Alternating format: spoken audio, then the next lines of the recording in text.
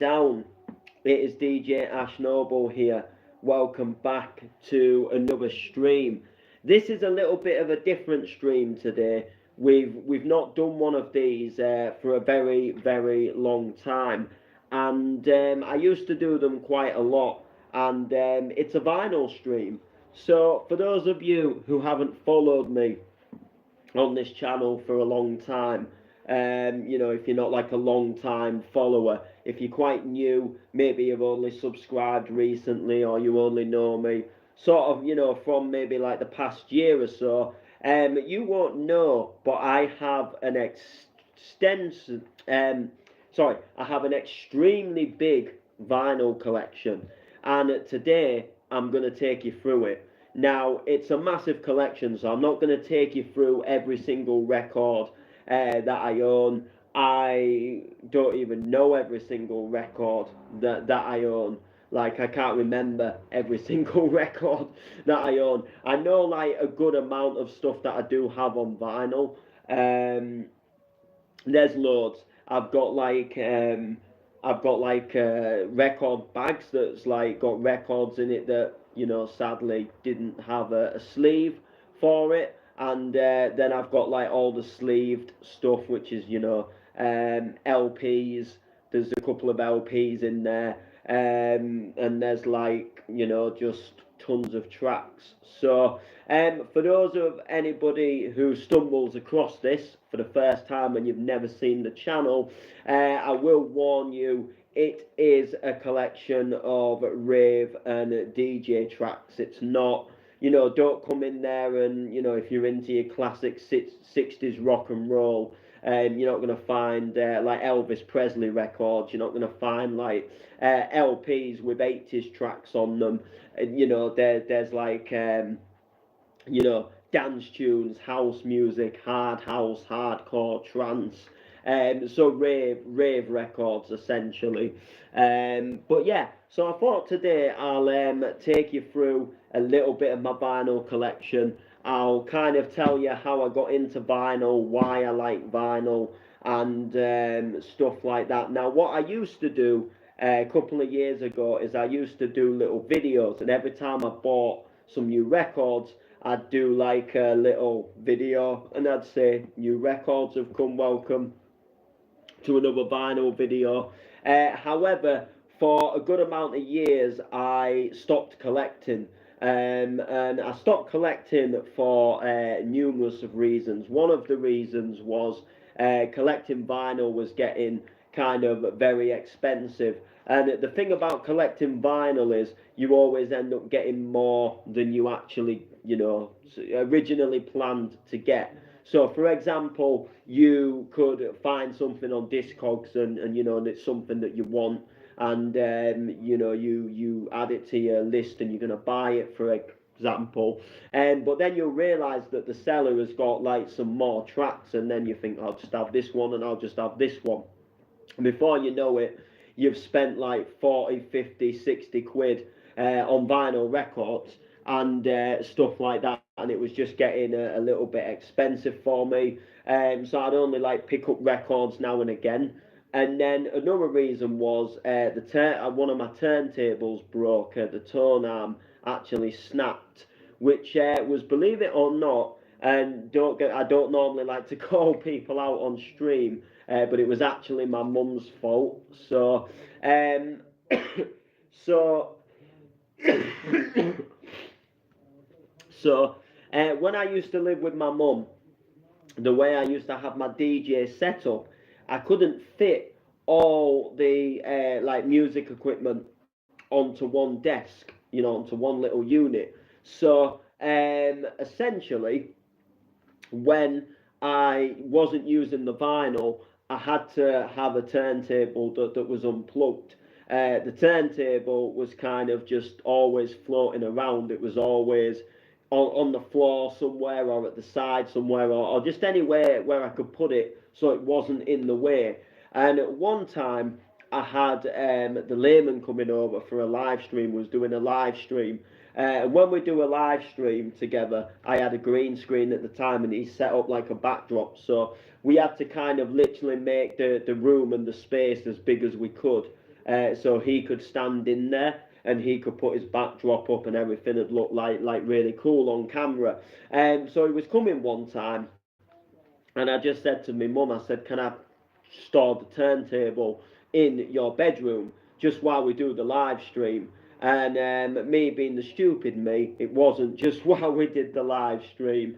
And the days went by, and it got left in my mum's bedroom.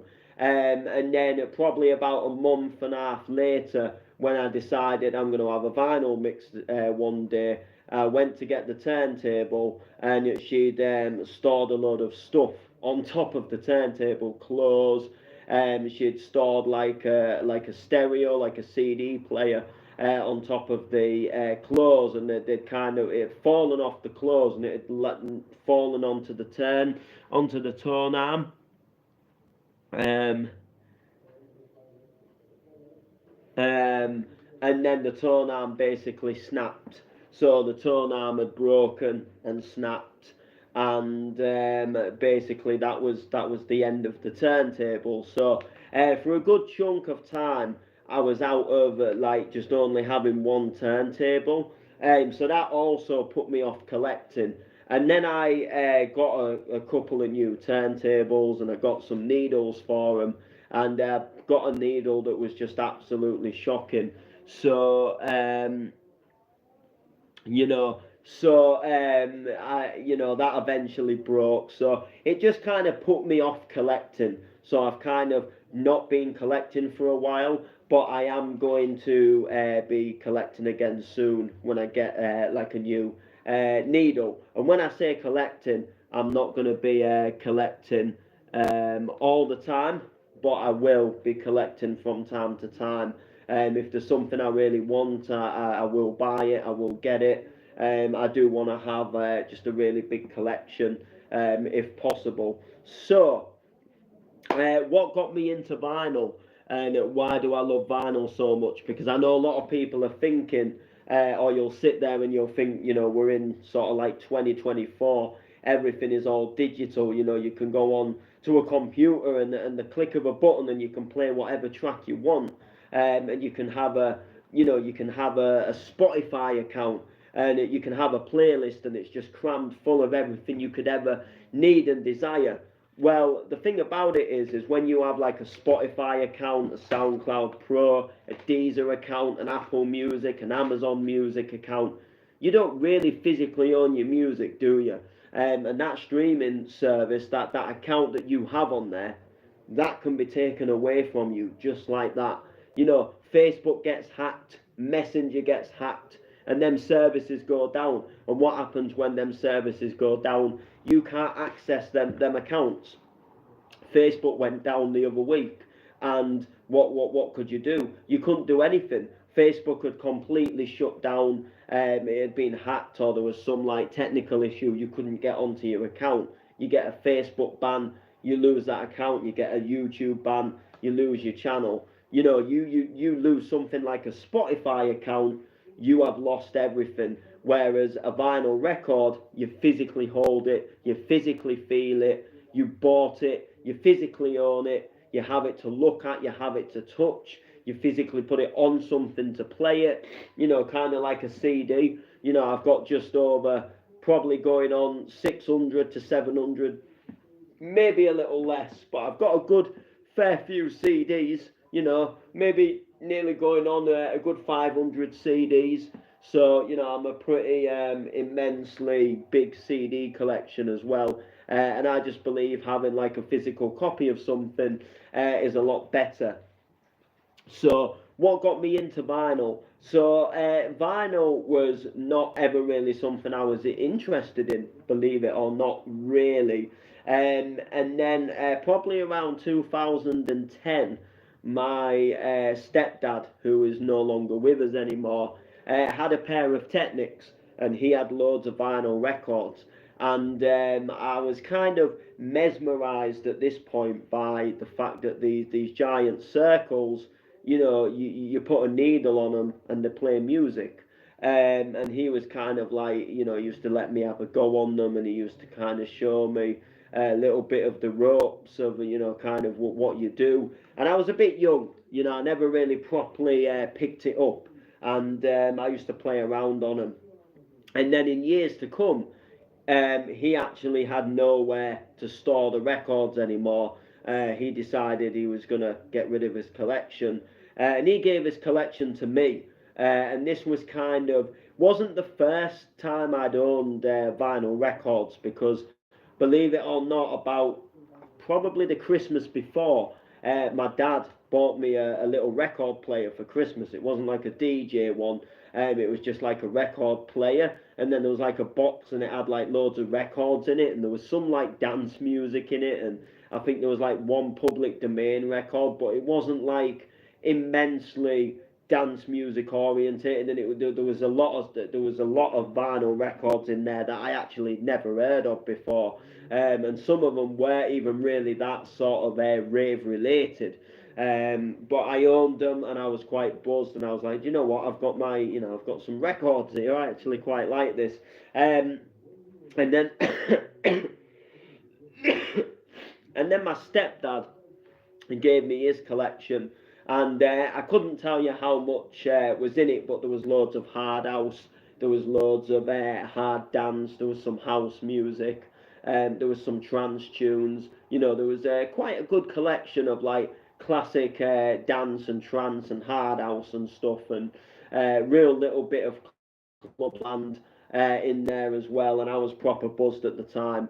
And then sort of from there on, I just sort of decided, you know what, I want to start buying a few records myself and getting some tunes that I love on records. And then I like started to do so. And then I got the turntables, the Sonys. Believe it or not, I only paid 40 quid for them, and then literally they were kind of what got me into mixing vinyl properly. And then I got the reloops, which are the ones that you see behind me now. And since sort of getting the Sonys, was when the collection really spiraled.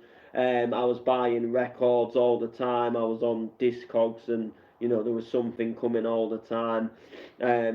Records coming in the post and stuff. So what's in my collection? Well, like I say, there's dance, there's trance, there's house, there's a little bit of bounce, there's hardcore, there's hard house, there's clubland. So let's have a little bit of a look into what's in this vinyl collection. So what I'm going to do first off is I'm just going to rotate the phone, and I'm going to kind of show you the whole collection sort of in its shelving units. So I've got these little squares, and as you can see, they pan all the way across, and they're full of all different genres of music. And then over there, you'll see in that bag over there, there is like loads of loose records that don't literally have sleeves anymore. And I think also just there as well, there's another bag there, and that also has loose records in it that sadly just either didn't come with a sleeve, or they've just lost their sleeves over time, unfortunately. A lot of them was not due to my bad care. A lot of them came from my stepdad. They were kind of in a shed, and some of them just weren't really looked after in the shed. And it was kind of, I came in and saved them at the right time. Some of them unfortunately have been unsavable, and some of them were able to be saved. So I'm going to pick one out at random, and we're going to have a little look, and we're going to see what I've got, because I don't remember everything I've got, although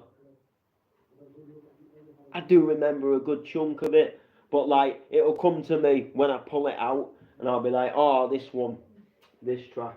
So let's go with this one. I think I know what this one is. Let's have a look. Yes. All right. So we come to an absolute classic to start with. So this is the Freeloaders featuring The Real Thing. This is So Much Love to Give. So I can tell you a little bit of history about this track, because I know it. I was gonna start a series about like where samples in tracks come from, and I did like a pilot episode, and I spoke about this track, and essentially, um, there's just quite a bit of history. So there's a yeah, there's a good chunk of history about this track, but so much love to give. This is a remix from like a 70s track that was completely not like this what you hear, but they sampled. Well, there was a guy called Thomas Balgauta who sampled the hook, the "I've got so much love to give." It was like a French, like a Belgium DJ who did a version of the track. I think originally it was like a live loop, and he'd kind of like done this little like loop to play in a set. And then I think a couple of people were kind of like, whoa, crazy, where's this come from? Who's done this? You know, what's that? And there was a big story behind it. But the Thomas Balgauta version didn't actually do as well as this version. So the Freeloaders, they redid this version in 2005. And this was the version that kind of blew up. This was kind of the one that sort of really, did well. And this was kind of well known, and it got a big release on All Around the World Records, which, they released a lot of the Clubland tracks back in the day. Sort of a lot of the, Ultra Beat and stuff like that, they were signed to that label, and Flip and Phil, Karen Parry, Entrance, even Bass Hunter, George Schmid, Kenny Hayes, who, runs the Rebound Studio now, makes a lot of bounce tracks for people. He played a big part in the label, so this track kind of spiraled and went viral at the time, and even Freddie Legrand did a version of this track, which is a really good version as well. But to me, nothing will beat the Freeloaders.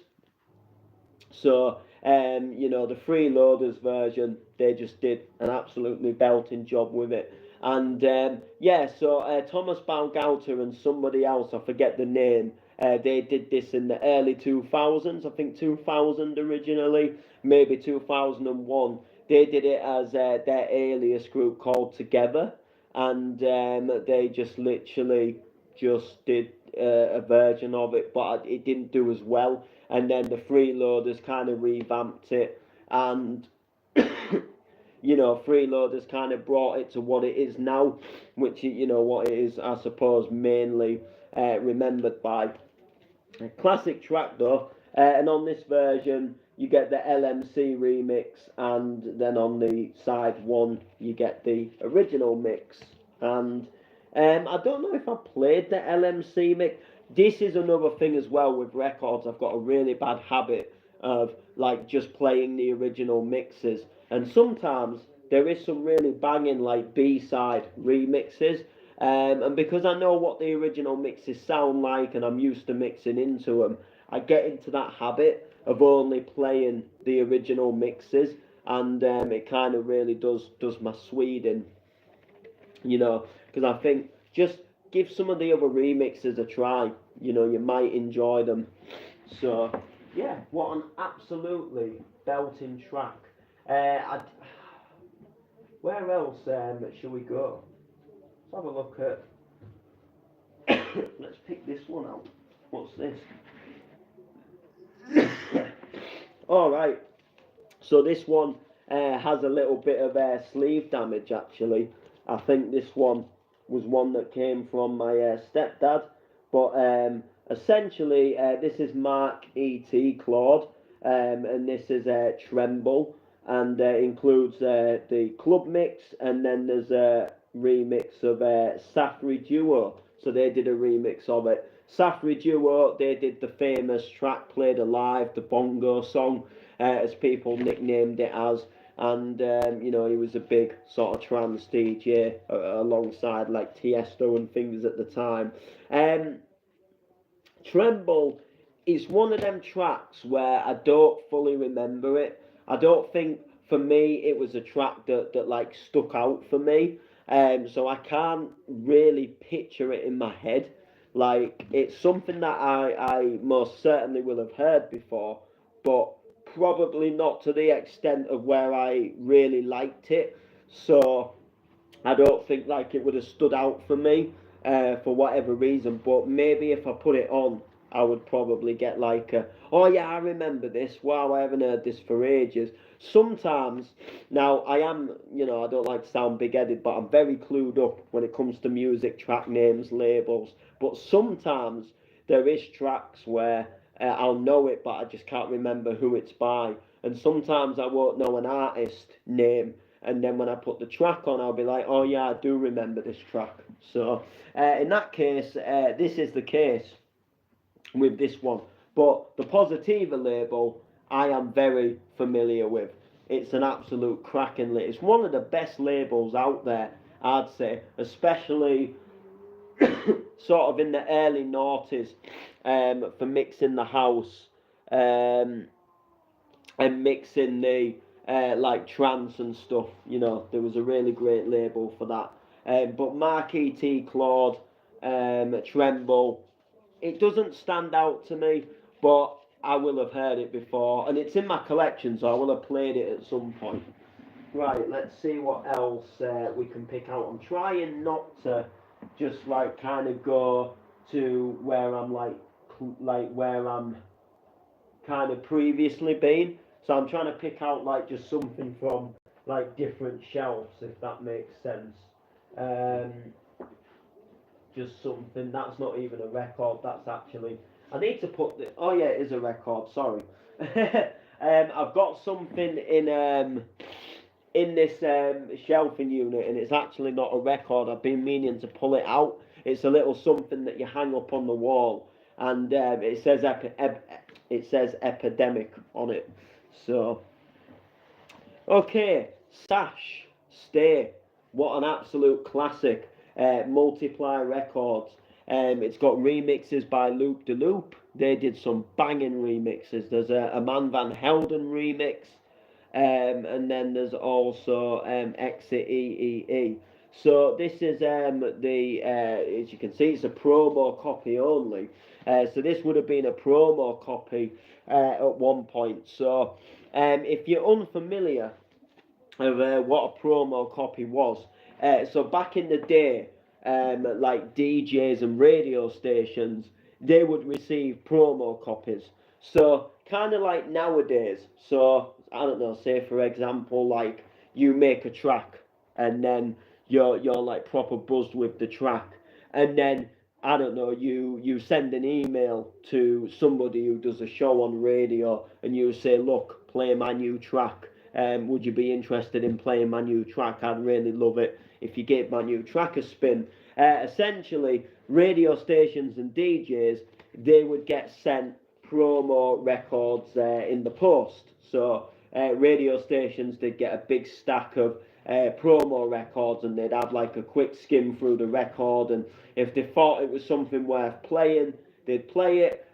Same with a DJ. If the DJ thought the track was something worth playing, then they'd play it, and then that was essentially how like a tune would build up its hype. So like a few DJs would get like there'd maybe I don't know be something like maybe 100 promo copies of a vinyl record pressed, and then like a few different sort of biggish DJs would get sent these records, or record labels and stuff like that would get them, kind of thing. And then sort of through word of mouth and through the scene of the dance floor, whether a track would kind of blow up or not, and whether a track was well liked, or sometimes there'd be like tracks, and believe it or not, even tracks that might have made it like big, like this one. There might have been a DJ back in the day that would have received one of these, and he would have put it on, and he would have thought, nah, that's not my cup of tea, and he would have slung it. He would have thrown it away. And then obviously now the track's blown up, and probably now he probably does play it. But yeah, Multiply Records, absolutely banging. I believe that Fats and Smalls Turnaround was on the same label as well. If I'm not mistaken, Paul Johnson Get Down might have also been on the same record label. But Multiply Records, another great label. They've got some dance music history on it, and that is obviously a really good thing because we love dance music history, and we've got to have dance music history. It's what kind of makes us today. You know. So let's have a little bit of a. Okay, let's have a look here. Okay. Um, all right. So Tidy Tracks, Lisa Lashes, Unbelievable, Hard House track.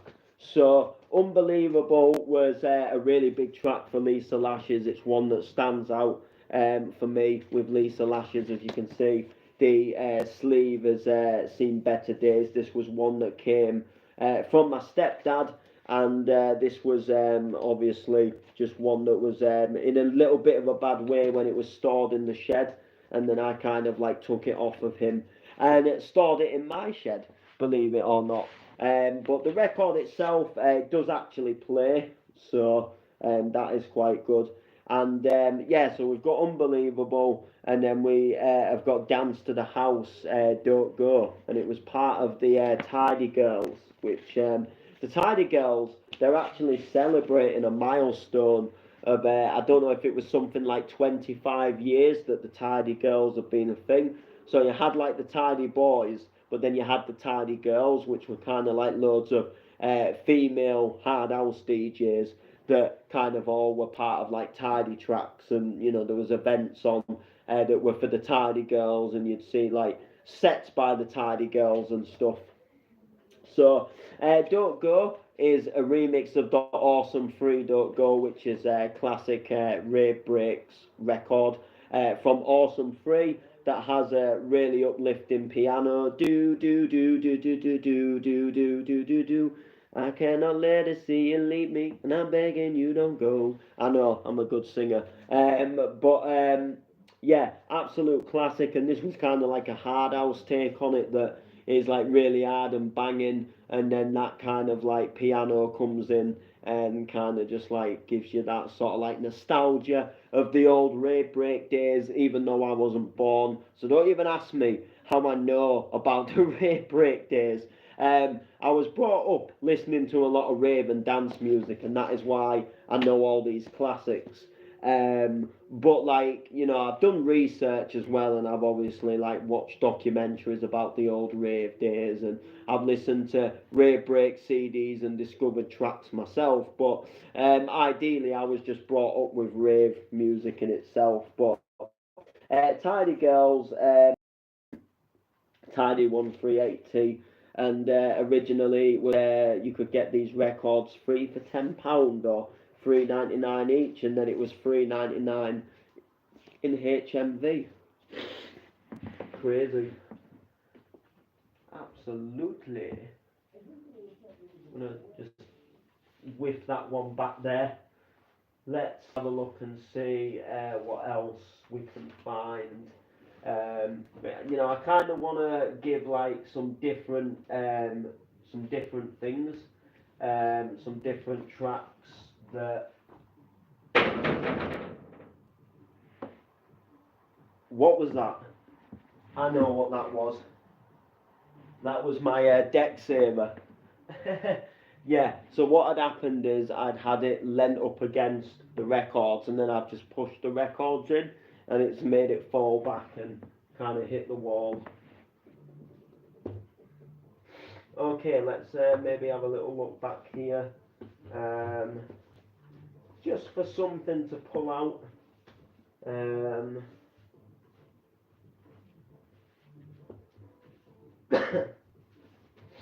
Anything good? I mean, I've got loads of stuff. There's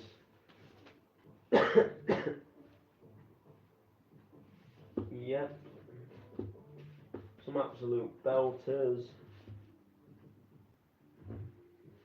Ah,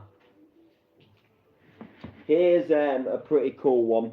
So it's another Positiva.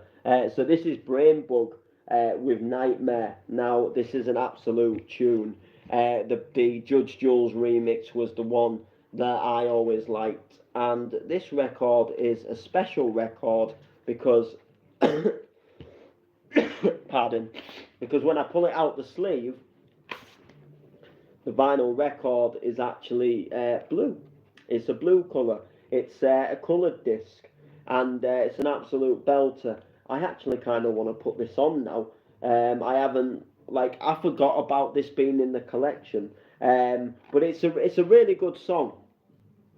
Absolutely belting, and I love it. So it's got like a really kind of like really nice like sim sounds in it, and it's got some really good sounds in it. Really sort of gives that nostalgic sort of early late 90s sort of early noughties kind of trance, if that makes sense. So it kind of fits right in, kind of as like in that sort of Kevin and Perry era, and this is just absolutely banging. So Brainbug Nightmare, the Judge Jules remix, is absolutely cracking. The Psycho Radio remix, I have heard that one as well, and I do like it. But the fact it comes in a blue colour is just absolutely wicked, and the sleeve as well. It's like this, almost like this little plastic wallet that has sadly got a little bit creased over time. I'm be really good if I could see if I could sort that, but you can see where it's bent. It's a shame, real shame. But it's got the label and everything on it, and it looks really good. This is another one again. It came from my stepdad, and boy, am I so glad that it did at the time. So there we go. But there it is, Brainbug Nightmare. There isn't really too much I can say about this. I just love the track. I just love it.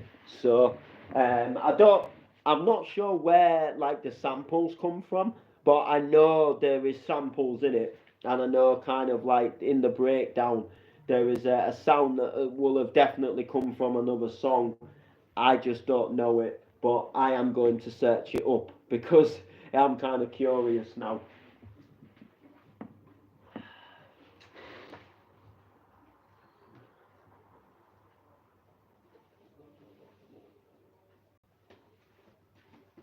Okay, I've just seen something that I was alright. What's that? Ooh. Cool.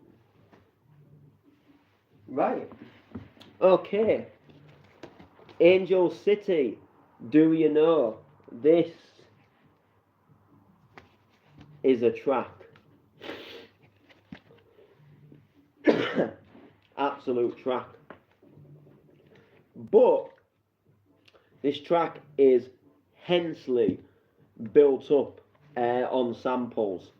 So, Angel City, you might remember her. She sang a classic track called "Love Me Right," and it was, it was probably one of her biggest tracks. If I'm not gonna, if I'm being truthfully honest with you.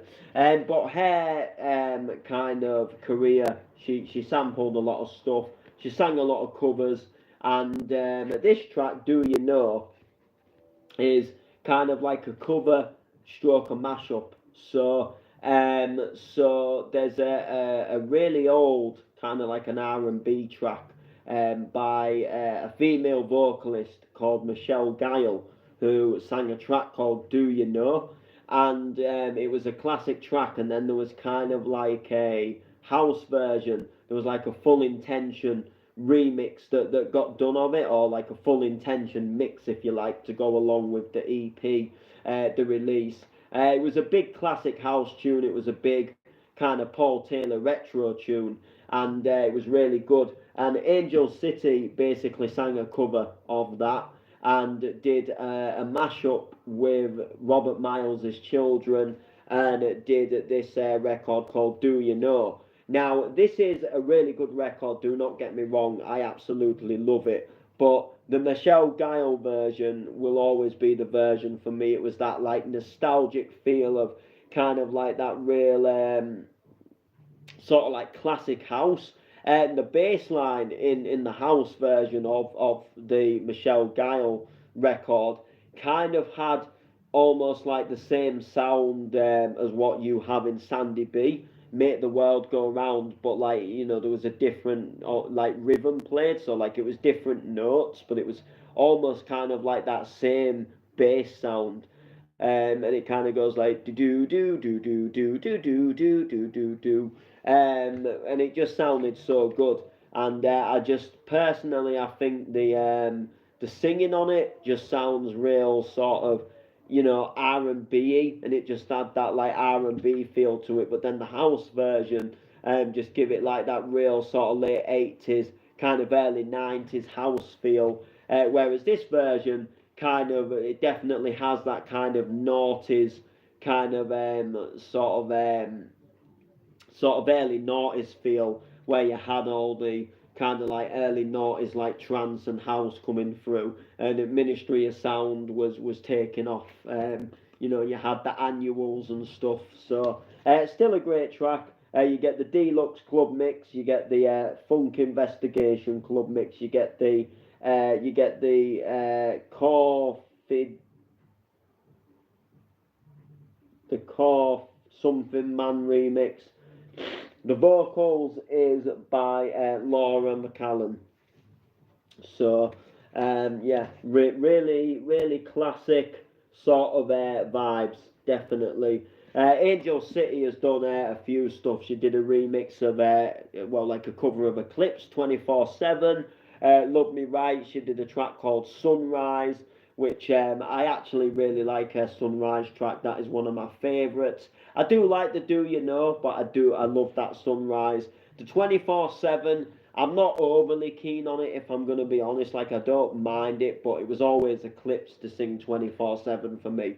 Sometimes you'll have people, they'll re-sing covers, but they don't sing them, you know, and they don't sound as good as the original. And then sometimes someone will sing a cover of something and they'll just blow the original kind of out of the park. In this case, it was Michelle Guile for me. Great efforts by Laura McCallan. You know, I can't knock the efforts, but Michelle Guile definitely was the one for me. Will always be the version for me, definitely. Let's see what else we've got while we're still here. What have we got? Oh, I have just found an absolute classic, so we are going to pull it out while we're here. And this is Gordon's Groove. I'm gonna catch you.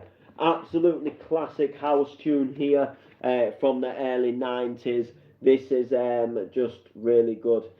So Lonnie Gordon was the original sort of person, Lonnie Gordon, who did this. And again, you know, the track is built up upon samples, but it just had a classic vibe, and it has like a really good kind of like trumpet struck saxophone, and then it goes like do do do do do do do do do do do do, and it just sounds really good.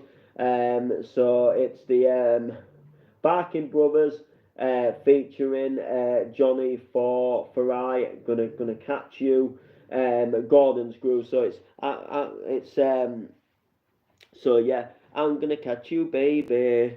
So that obviously takes a sample there, a big track from Love's Gonna Catch You, and then there was also the Bizarre Inc. Angie Brown did a version of I'm Gonna Get You, Baby. So I'm gonna catch you, baby. I'm gonna get you, yes I am. So that was basically it. And this one is really good. So you know I'm leaving this time and away. So please don't stand in my way. I'm gonna get you, baby, baby. Absolutely classic track. So yeah, all tracks produced and mixed by Barking Brothers. Tracks A1 was written by David. Yeah. So just all the, yeah, just there you go. But absolute classic tune. Still sounds fresh today. Love this one. I did just happen to see one though that stood out to me. But I'm going to see what else there is. Okay, yeah, let's go with this one because a different label that we've not covered yet during this stream. So Stonebridge featuring these, Put Them High. Stonebridge, absolutely classic. Now, you may not know who Stonebridge are, so I'm going to tell you a little backing story about Stonebridge that you might not kind of know about them. So, so essentially, you'll know the 90s track that is Push the Feeling On, written by the Nightcrawlers. So that track was originally done before the version that you know and that you hear today, the version that blew up essentially. So the Push the Feeling On, absolutely classic track, right? And the original version wasn't that good, wasn't really that good, didn't really, do that well. MK, you might know them for doing a recent track not that long ago called 17, a really big sort of banging house track. They did a version of that track,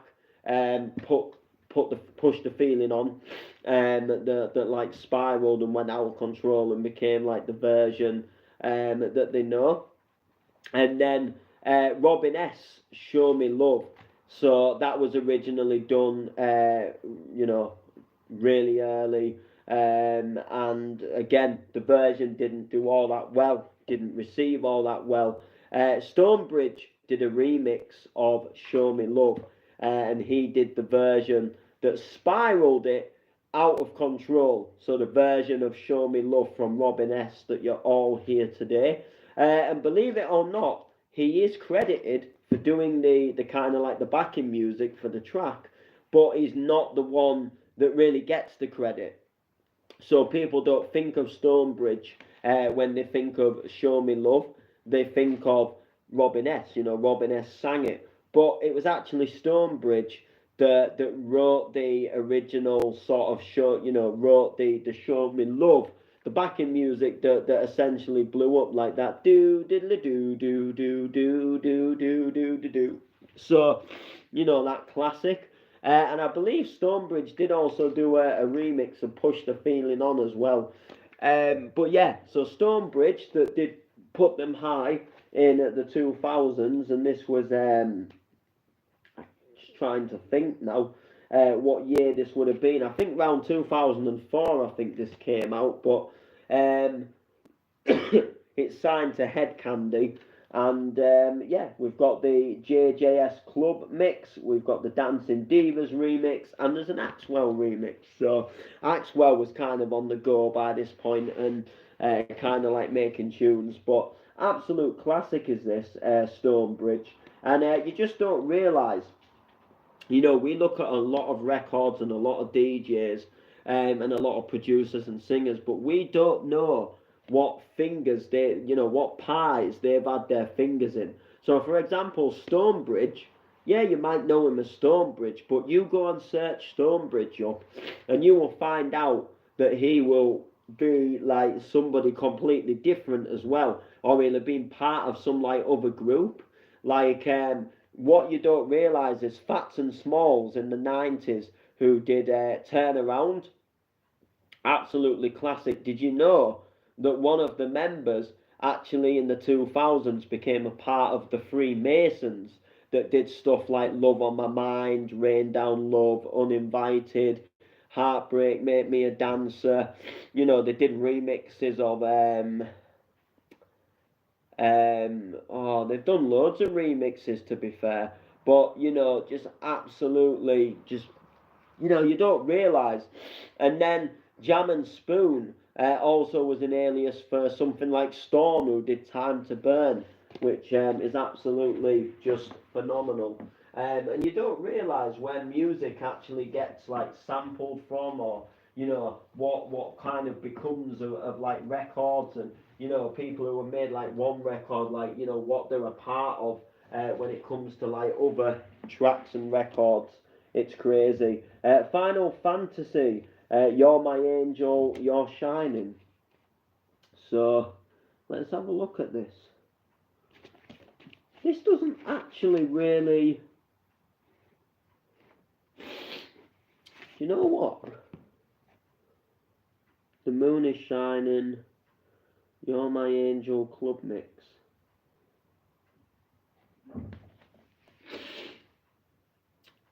I don't know this.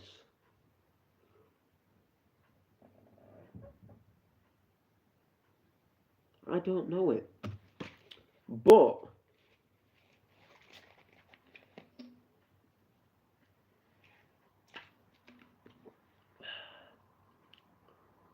I am so tempted to see if this is any sample or relation to Darren Styles, You're My Angel. Let me have a look at the releases.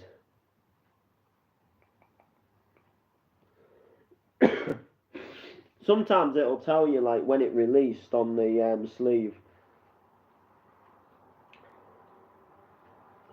It's got websites on it. Go for it. So it's kind of telling you a little bit about the label.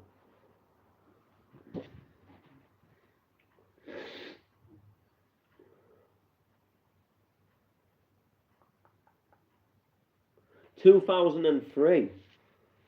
It could be. And then Breeze and Styles might have done a version of it. What we're going to do to end the stream, we've seen some records. I don't want to drag it on too much longer.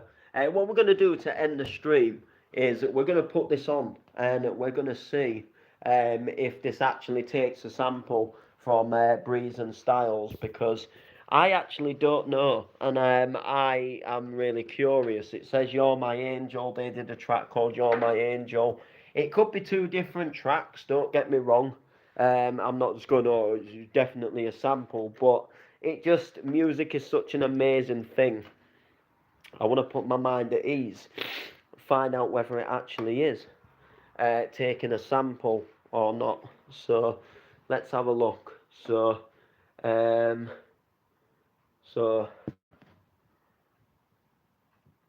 other side is You're My Angel. So let's actually, before I do, does it say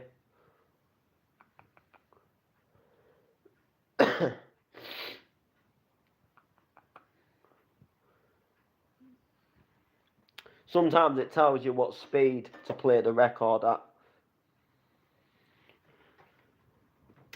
Let's have a listen.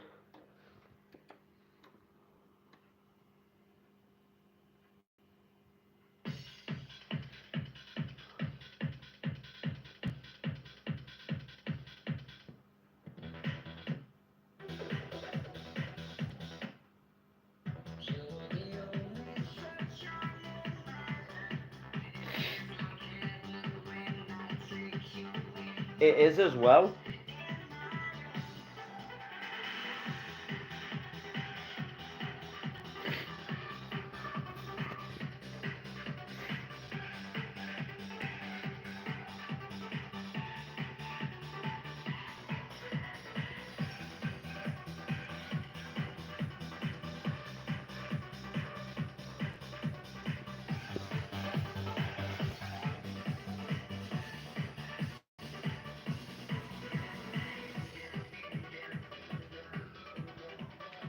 A trance track.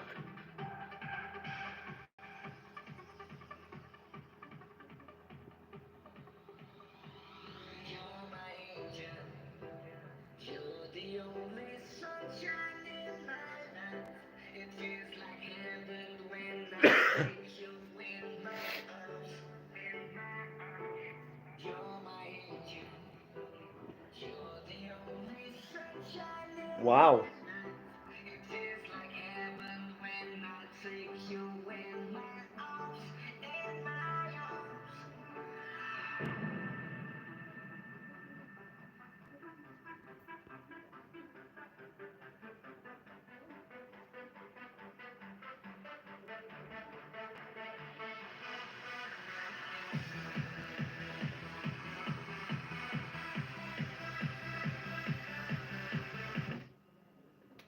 So there we go. You're My Angel. Go For It by Final Fantasy. And that was the same vocals as what you hear in Darren Styles, You're My Angel. So that kind of sums up exactly what I was saying. You can think you know a record, and then you realise that it's like a remix or it's a cover of something. Um, that is the crazy thing. So thank you for watching this stream. If you watched it, if you stumble back across it, we could have gone over records all day. You know, I've got hundreds of them. I just picked out a couple in my collection. I tried to make it verified, so you know, like each time we were picking something out, it was from a different label. You know, it wasn't just the same label all the time. So one was Data Records, one was Positiva. You know, we had the Tidy tracks, and you know, and stuff like that. And I tried to vary the tracks as well, so it, you know, it wasn't all the kind of like the same stuff, and the same artists and stuff. So yeah, like, comment, share, peace.